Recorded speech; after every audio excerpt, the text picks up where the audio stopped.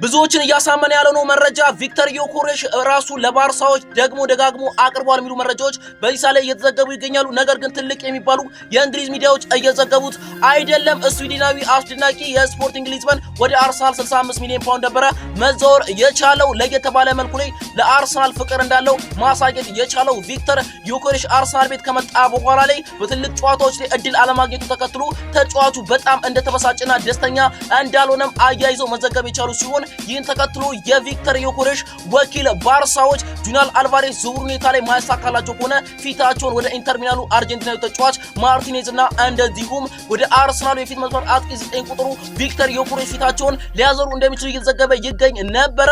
ይህንንም ተከትሎ ቪክተር ዮኬሬሽ ወኪል ተጫዋቹ በአርሰናል ቤት ደስተኛና እንደዚሁም እድል አለማግኘቱ ተከትሎ ራሱን ቀጥታውኑ ለባርሳዎች አቀረበ የሚሉ መረጃዎች እየወጡ ይገኛሉ።